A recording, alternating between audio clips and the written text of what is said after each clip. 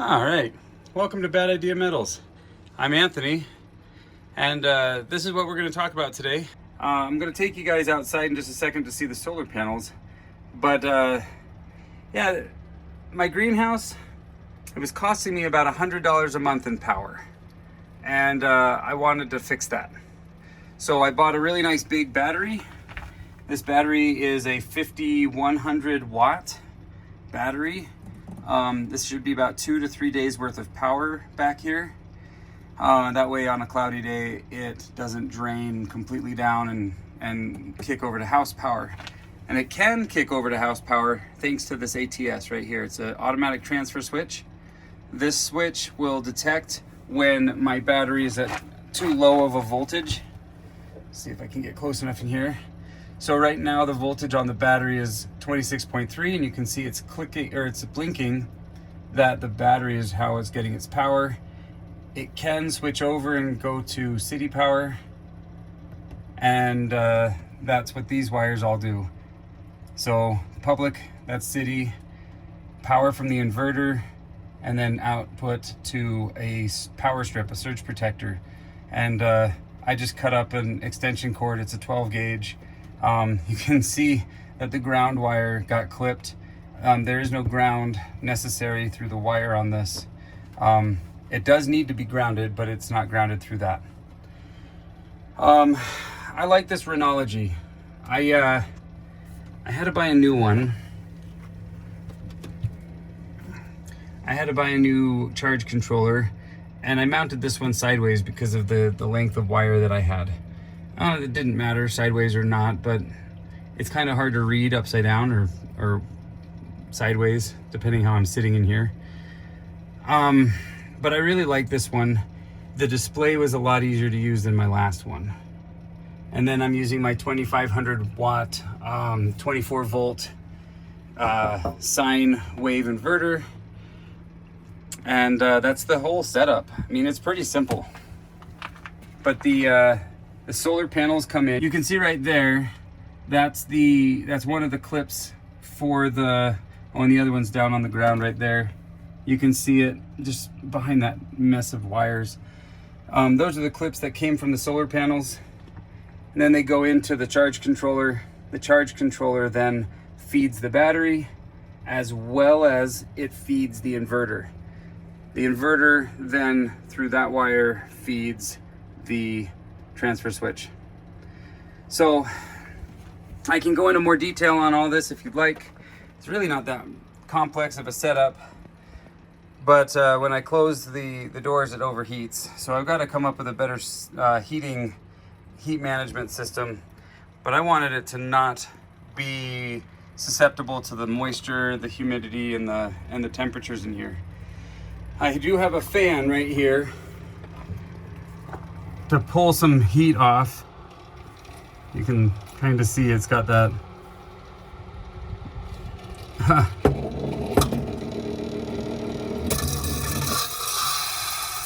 Yeah.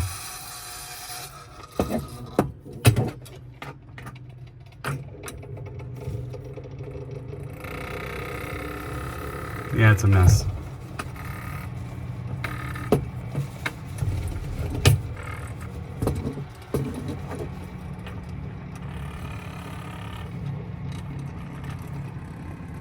Anyway, so it pulls the heat out of the of that space.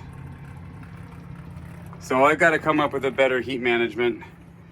But then those wires just feed this power strip, which in turn feeds.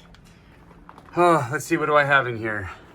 I've got that humidistat. That humidistat turns on a mister and a sprayer for all my tropicals.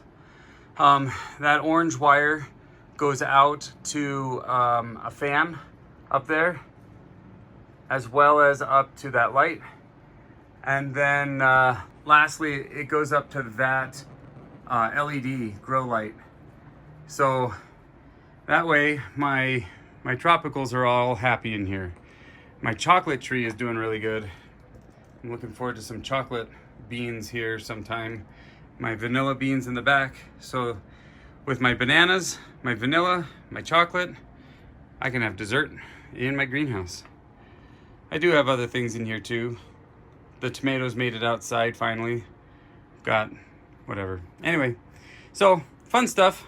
I just wanted to show what my solar panels are going towards. People frequently ask me what the solar panels power. Up until now, they were powering nothing. But now they're powering my greenhouse. And we'll see how it all turns out. Let's go outside, I'll show you the solar panels. All right, it's windy out here, so you'll have to bear with me trying to talk over that. But I've got to come up with a better system for this. It's just in through the siding there, and then it heads on over to those solar panels right there. And you can just see how they loop around and connect to the back. These are those solar panels that I fixed. I've got a lot of tension on those solar panels recently. So this is just those panels. They work pretty well. I fixed them from when the storm broke them at the installer, what, 4 years ago? I resealed them and I've hooked them up a few times to different things to test their viability. They work, and now they're powering my greenhouse through that hole in the greenhouse wall. But yeah, pretty simple. I am gonna say one last thing before I wrap up this video. I'm not an electrician, and there's a few things I know I'm missing here. I'm missing a breaker. I actually do have the breaker I want to install. It's right there on the inside of that cabinet. I have two. One's a 30 amp and one's a 150. I bought the wrong one by accident. It's the 30 that I want, not the 150. Safety is first. If you don't understand what you're getting into, it can kill you, and this is one of those things. So this is not necessarily a demonstration. This is me showing how I've wired something, and if you see something glaringly wrong, by all means mention it in the comments. This will be inspected here soon. I just made that resolution to myself. Yeah, I'm gonna have this inspected. But just know that well, electricity is very dangerous, and messing around with it without understanding can be very dangerous to your health, to your life, and to the surrounding structures. If it shorts, catches fire, and burns the structure down. This isn't something you do lightly. So don't watch this video as a demonstration of how to do anything correctly. This is my first real attempt at a final product.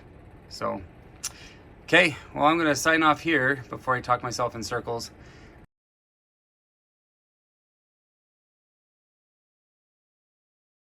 All right, so the video's not quite over. I ran into some problems here.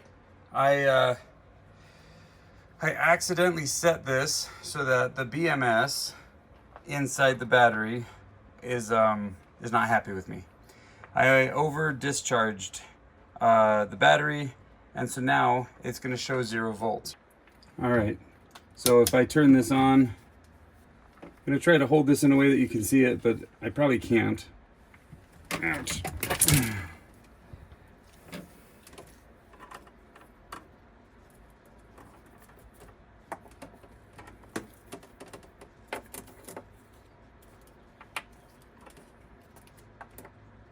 You see, this is saying 0 volts. So with this saying 0 volts, either the battery is really dead to the point that there is no recovery, which is not true, or it went to sleep, which the BMS is actually programmed to do. So what ended up happening is that when I got this ATS, the switch turned on and configured correctly through the Bluetooth, on the Renogy, or the Renogy, I'm sorry. When I got the Bluetooth and I excitedly got everything configured to the way I thought I should have it, I actually got their voltages switched, and I'm gonna have to reprogram that. But what ended up happening is before the safety switchover could happen, I drained the battery too far. So we've got an error code flashing on the Renogy here. So we've got an error code flashing on the Renogy here saying that the battery is unreachable, and that's because the BMS got upset and went to sleep. So I'm going to try to wake it back up here.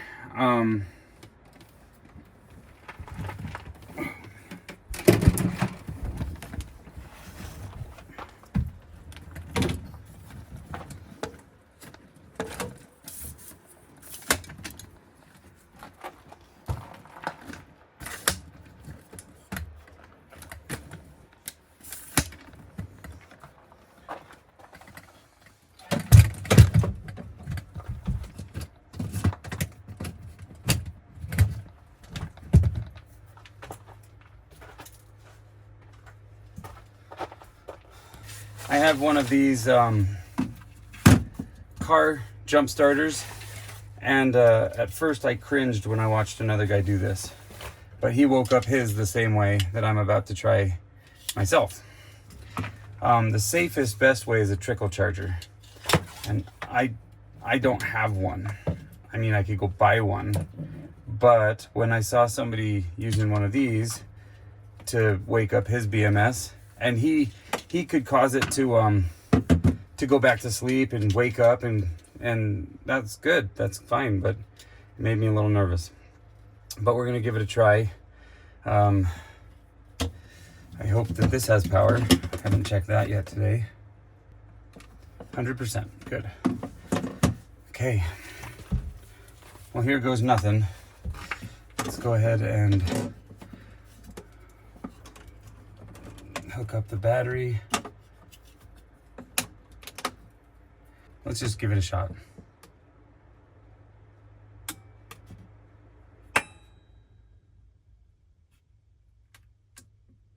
Okay. So if we turn this off now, did it work?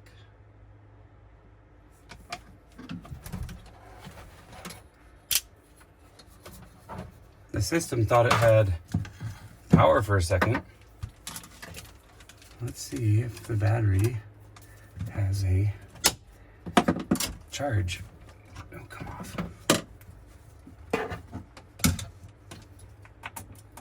Any charge. No charge. All right, well, jump starting it did not help.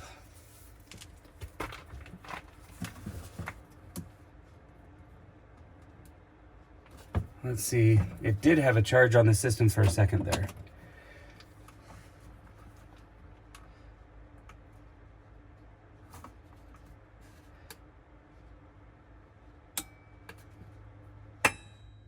Okay, so the system switched over. Let's see something here. It says it's got